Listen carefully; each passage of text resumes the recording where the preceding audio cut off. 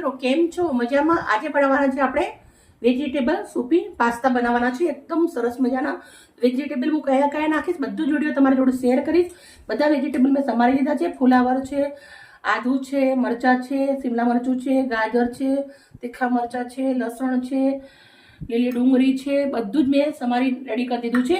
કેમ કે આ બધું સમારતી બધી વાર લાગે એટલે બધું તૈયાર છે અને એકદમ ખાલી 5 મિનિટના અંદર બની જશે. આપણે બનાવવાનું છે કુકરમાં. તો સૌથી પહેલાં મેં કુકરના અંદર તેલ ગરમ મૂકી દીધું છે 1 મોટો ચમચો ભરીને. તેલને સરસ ગરમ થાય પછી આપણે શું નાખવું છે, કેવી રીતે બનાવવા છે, પૂરો વિડીયો તમારી જોડે શેર કરીશ. એકદમ હેલ્ધી અને સાથે ટેસ્ટી બનાવવાના છે.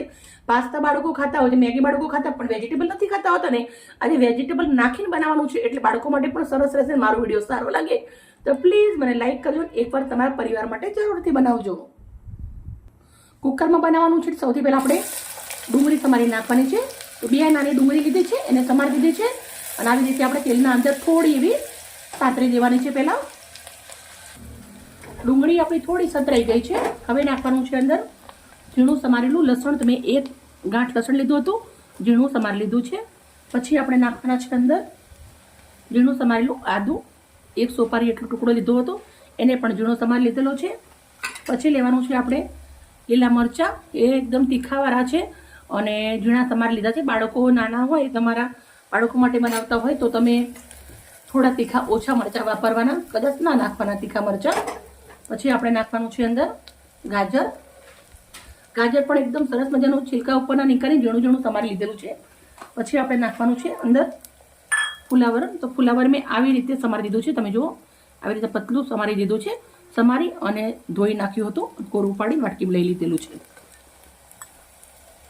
પછી આપણે અંદર શિમલા મરચું નાખવાનું છે.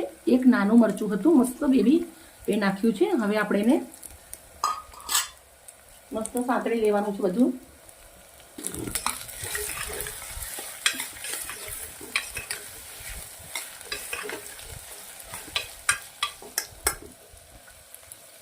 હવે આપણે અંદર મીઠું નાખી દઉં છું. થોડું મીઠું નાખવાથી જલ્દી સતરાઈ જશે અને લાગશે બી સારું.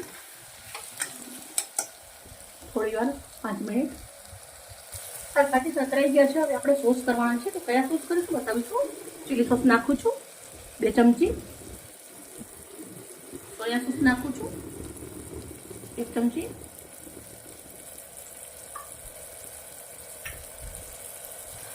વિનેગર નાખું છું 1/2 ચમચીથી થોડું ઓછું. થોડાક એવા આપણે સફેદ મરીનો પાવડર નાખવાનો છે, વાટી લીધા છે.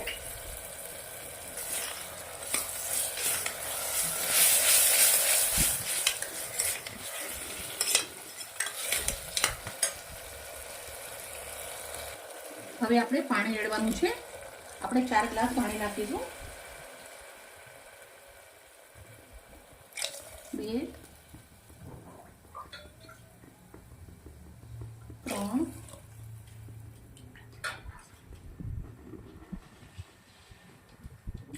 4. મારું મીઠું મસાલા બરોબર છે. તમારે આવી રીતના જ્યારે બનાવો તો ચાખી લેવાનું. હવે આપણે પાણીને ઉકળવા દેશું. હવે સરસ આપણો સૂપ ઉકળવા માંડ્યો છે. તો આપણે પાસ્તા લીધા છે. પાસ્તા મેં પેકેટમાંથી લઈ અને ચારી લીધા અને આપણે પાસ્તા નાખી દઉં છું અંદર. પેકેટમાં ભલે હોય પણ આપણે ચારવું જરૂરી છે એટલે પાસ્તા ચારી લીધા છે. હવે આપણે આવી રીતે મિક્સ કરી દઈશું. હવે આપણે આને બંધ કરી દઈશું અને 2 સીટી મારી દેવાની છે.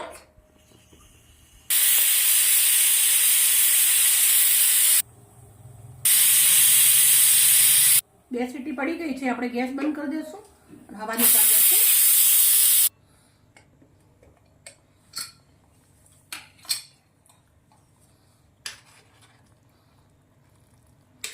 મસ્ત આપણા પાસ્તા રેડી થઈ ગયા છે.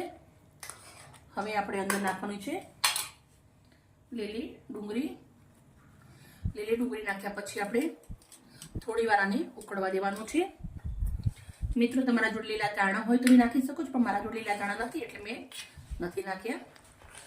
થોડી વાર આપણે આને ઉકળવા દેશું. હવે ગેસ ચાલુ કરી દઈશું. આપણે સફેદ મરીનો પાવડર નાખ્યો હતો પહેલાં. હવે આપણે આ ઓરેગાનો નાખું છું થોડો. તમારે થોડું ઓરેગાનો ના હોય તો તમે કાળા મરી પણ વાટીને નાખી શકો છો.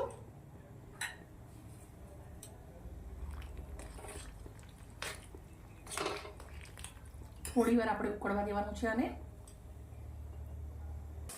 આપણે પહેલાં 2 સીટી મારી હતી તો બી પાસ્તા થોડા આપણા નાના હતા, એટલે હવે જો આપણે થોડા ઉકાળે એટલે સરસ મજાના મોટા મોટા પાસ્તા રેડી થઈ ગયા છે. બહુ સરસ મજાનો આપણો વેજ પાસ્તા રેડી થઈ ગયા છે, સૂપવાળા. તમે પી બી શકો, ખાઈ બી શકો. તો આપણે હવે આને ગેસને બંધ કરી દઈશું. સરસ મજાનું બાઉલના અંદર સર્વ કરીશું. મેં એક બાઉલ લીધું છે. બનાવે તો ઘણા બધા છે, પણ આપણે આવી રીતે બાઉલના અંદર સજાવી દઈશું. જો સૂપ તો એટલો સુપર છે ને, બહુ જ સરસ મજાનો.